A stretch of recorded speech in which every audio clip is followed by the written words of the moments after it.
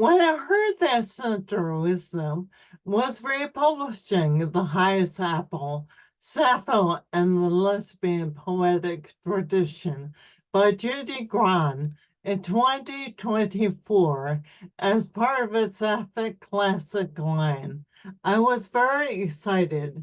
This book was first published in 1985 by Sinister Press. I tend to think of the 1980s, when I came out in my early 20s, as the old days, which were quite heady with the lesbian culture. I was very influenced by Sappho, Grahn, and the other poets she writes about so eloquently in The Highest Apple, including the poets H.D., Helga Doolittle, Amy Lowell, Emily Dickinson, and Gertrude Stein, as well as the contemporary poets Adrienne Rich, Paula Gunn Allen, Audre Lorde, Pat Parker, and Olga Brumis. I was excited because those days, while far from perfect, greatly influenced me, and I heard all the contemporary poets in this book read from the work in person.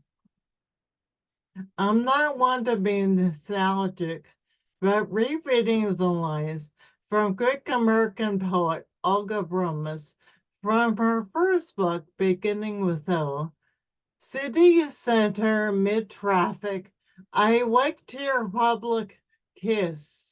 Your name is Judith, your kiss a sign to the shocked pedestrians gathered beneath the light that means stop.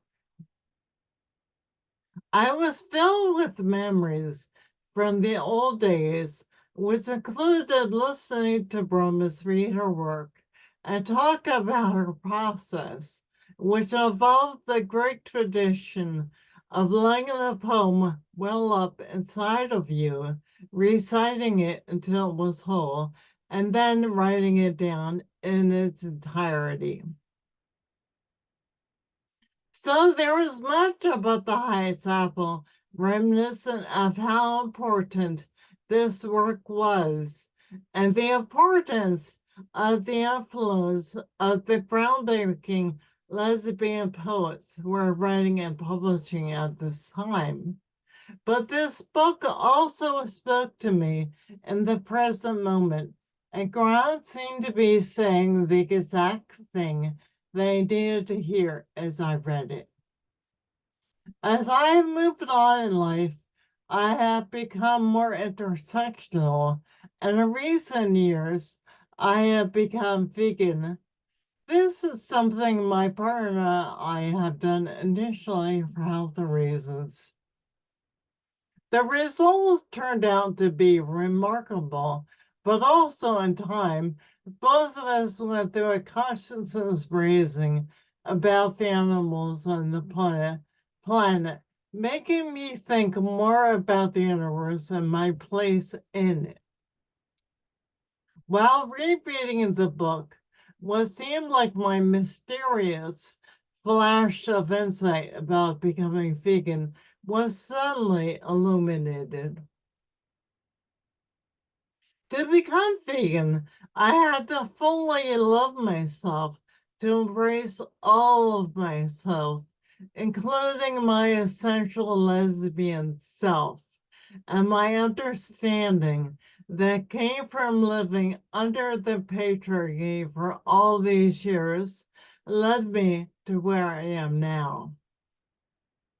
This is a valuable realization because I am always longing to be whole in past and present, which is something that Grant speaks to in this book.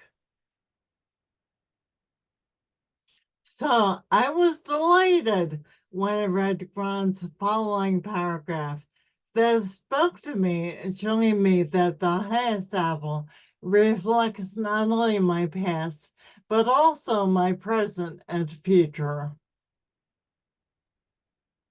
Lesbian poetry leads itself to its own foundations, and to this idea, the universe is alive, is a place, and we can unite with it. In fact, it is essential that we do so. We can build a place for ourselves in it, so long as we understand the stones to beat each other. We can reach our long-held apple, the one Sappho held back on the highest branch for us. This is a profoundly feminist and a profoundly poetic and a profoundly lesbian idea. The irony of this important lesbian book being out of print for so long was not lost on me. Important life-changing literature does not have to be burned, as was the case of the classical Greek and lesbian poet Sappho, but only to be ignored. Rereading The Highest Apple, Sappho and the Lesbian Poetic Tradition by Judy Grahn, republished by Sinister Wisdom in 2024, reminded me how lesbian literature can remind us that we are whole in the past, present, and future. This is Janet Mason with commentary for BookTube and Spotify.